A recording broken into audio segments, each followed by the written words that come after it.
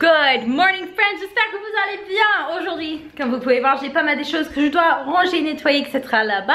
On va également aller commencer à organiser tous les vêtements. Je vais essayer d'organiser tous les vêtements pour le déménagement qui va se faire, pas cette semaine, mais le samedi prochain. Si vous entendez un voix, c'est parce que ma fille a fait l'école sur internet aujourd'hui. Tadam!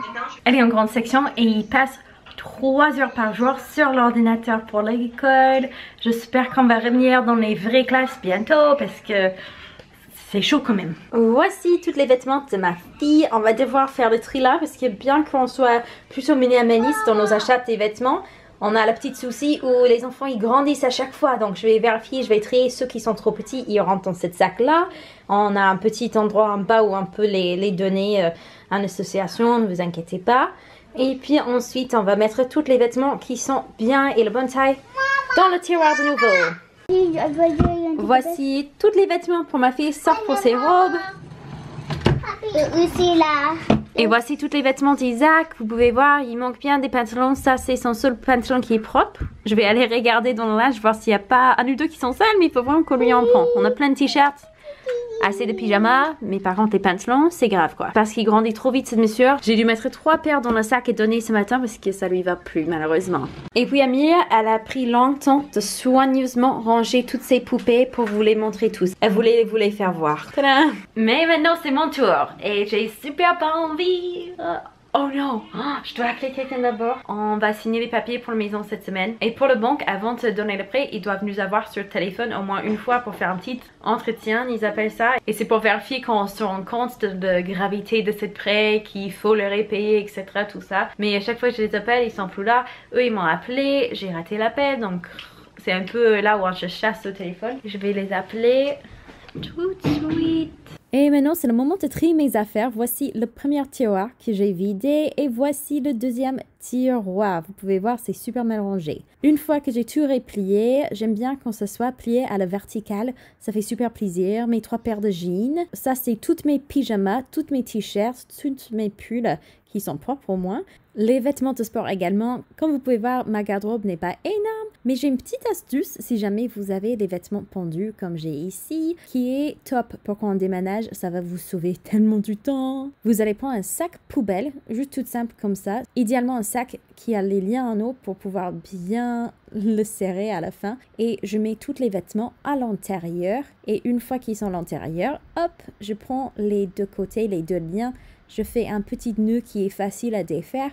Et comme ça, quand vous allez déménager, vous avez juste à enlever les cintres. Comme ça, ça va rester, ça va pas trop froisser. Et vous pouvez juste, hop, le remettre directement dans votre penderie une fois que vous êtes arrivé dans votre nouvelle maison. Et réutiliser le sac à poubelle à la fin. C'est vraiment top, top, top et 1000 fois mieux que tout défaire, tout plier. J'aime pas faire ça, donc quand j'ai appris cette petite astuce il y a quelques années, j'étais ravie et je l'utilise avec chaque déménagement maintenant. Good morning friends! Toujours on signe les papiers pour la maison. Oh! Si jamais vous achetez une maison au Canada, généralement vous avez une date de closing, ça s'appelle, où la propriété, ça devient officiellement votre propriété et tout ça. Et du coup, moi je pensais que ça allait être ce vendredi, le 8. Et finalement, il faut signer les papiers le jour avant pour qu'ils puissent faire toutes les nécessaires au niveau de paperasse avec le banque et tout pour assurer que l'argent soit transféré au bon moment et compagnie. Donc si jamais vous avez besoin de planifier vos emplois de temps avec les travails et tout ça, c'est bien à savoir. C'est lit, j'étais trop contente quand je l'avais acheté, je me suis dit c'est trop beau, en plus c'est blanc donc ça se lave facilement avec de l'eau chaude et tout. Mais non, ça se lève trop bizarrement et genre il y a des taches là où ça s'est bien lavé, les taches ça s'est pas bien lavé.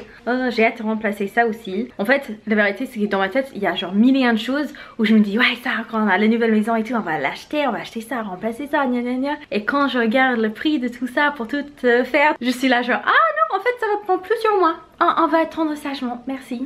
Vite fait, c'est le palier de montage et vous allez voir que j'avais du encre sur mes mains dans cette vidéo. On dirait que j'ai juste les saletés sur ma main pendant toute la vidéo. C'est comme ça, c'était pas enlevé jusqu'à le lendemain donc on fait avec. C'est comme ça parfois, hein, la vie.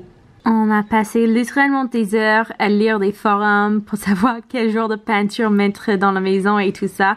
On en a commandé aujourd'hui parce qu'on espère pouvoir enlever la tapisserie dès qu'on arrive et ensuite le recouvrir avec quelque chose de plus simple et plus joli. En fait, la grosse question, c'était comme on a des petits enfants qui vont certainement salir les murs, est-ce qu'on veut prendre une peinture qui est moins chère mais qui va laisser facilement des petites traces, on va devoir les repeindre d'ici 2 ans, ou est-ce que ça vaut le coup d'investir un peu plus cher, prendre une peinture où c'est sûr que ça va durer dans les années et on pourrait facilement le laver. On a choisi d'aller avec quelque chose de lavable. C'est le Benjamin Moore, on va faire le Ultimate parce que j'ai une petite préférence pour les murs mat plutôt que ceux qui sont un peu glossés et tout ça. On va voir si c'est bien ou pas. Donc pour être franche, c'est une couleur qui est hyper blanc, neutre, vous voyez super mal là. Et en plus les couleurs déjà ça se traduit pas très bien sur l'écran. Mais là encore moins.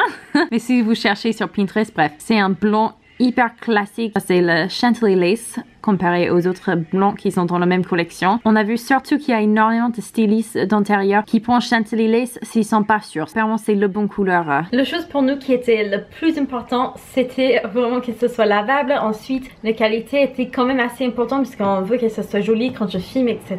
On en a marre de chaque fois qu'on achète la peinture. Normalement, on prend le truc le plus cheap, le premier prix, juste histoire de couvrir les murs avant de déménager. Et là, pour notre vraie maison, on voulait quelque chose qui allait vraiment durer 4-5 ans sans devoir être repeint tout de suite quoi. Mais si vous êtes dans la même situation, peu importe où vous allez acheter votre peinture, n'hésitez pas à attendre les promotions. Là on a regardé, il y en a je sais pas 5-6 enseignes qui vendent la marque qu'on voulait ici sur London et il y en avait un où les promotions étaient bien plus intéressant que chez l'autre. Donc on a eu un très bon prix pour le tout, mais même si on a eu un bon prix, ça reste quand même hyper cher. C'est la deuxième fois que je vous filme ça parce que la première fois ça a pris 3 minutes et ça n'en valait pas le coup. Cette histoire c'est pas aussi intéressant que ça, mais peut-être c'est un truc au Canada en général, peut-être c'est juste ici sur London comme il y a énormément de ventes, beaucoup plus que d'habitude. Mais notre avocat, on a l'impression qu'il s'occupe quasiment pas de nous, c'est nous à chaque fois qui doit lui relancer pour qu'il fasse les étapes. Ici au Canada on passe pas trop par le notaire, c'est surtout l'avocat qui va faire l'équivalent du travail du notaire là. Et on est à 2 jours de la signature et nous avons toujours aucune idée de combien on doit payer en fait. On sait rien. Et il m'avait dit qu'on allait savoir en gros quelques heures avant la signature. Et quand je lui avais posé la question comment on devait faire transférer l'argent, quand est-ce qu'on devait lui payer pour l'apport et tout ça, il était un peu court avec nous comme si c'était une question, comme si on lui mettait la pression. Et j'étais là mais c'est pas pour vous mettre pression, c'est que c'est votre boulot de nous dire comment ça se passe.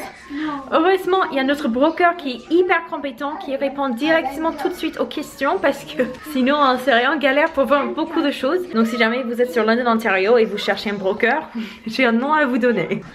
Un tatouage pour ses 80 ans? Ça va être moi ça. Je veux un tatouage mais j'ai peur de choisir quelque chose qui va pas bien durer dans le long terme. Mais franchement si t'as 80 ans, allez, t'as plus rien à perdre. Même si tu regrettes, tu regretteras pas très longtemps. Comme vous pouvez peut-être voir ici, on avance sur les packages, comment on dit ça en français, les cartons. Ça c'est plutôt bien. Mais j'ai appris aussi qu'on a moins d'affaires que je croyais. Je pense que c'est juste comme on est dans un tout petit espace. Le problème c'est qu'on a commencé à bien tout ranger, mais on a besoin de toutes nos affaires. Donc, même par exemple les jouets, j'ai déjà rangé la moitié de leurs jouets. Bah maintenant on est en confinement, ils s'ennuient, ils ont pas assez, ils s'ennuient, il n'y a pas assez de jouets pour faire une sorte de rotation. Je voulais vous montrer les outils qu'on a pris. Je vais voir si je peux mettre encore une lumière là. On a très peu de lumière dans cet appartement aussi, c'est ça qui craint un peu au niveau pour faire les vidéos et tout ça. Mais vous voyez le nappe qu'on a sur la table? Bah on n'a qu'une nappe et apparemment, je sais pas si c'était lui ou moi, mais c'est rangé dans un de ces cartons. Et par conséquent, on utilise un drap pour le nappe.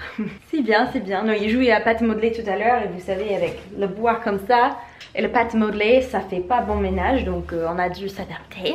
Ça c'est pas encore ouverte, mais ça va être la maison poupée première. Elle l'a eu pour Noël, mais on l'a pas encore monté. Comme on sait qu'on va être ce week-end dans la nouvelle maison, on préférait le monter là-bas pour éviter de l'endommager dans le transport. Nos affaires camping. Il y a 2 box ici qui sont des box de jouets.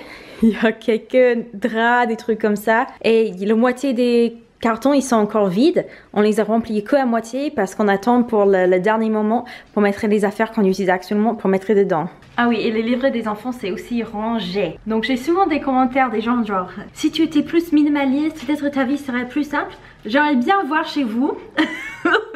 Parce que là, je peux pas faire, honnêtement, je peux pas faire moins. Même là, on n'a pas beaucoup des choses qui sont dans les cartons et tout ça. Et la majorité, c'est des affaires du camping qu'on fait évidemment pas l'hiver.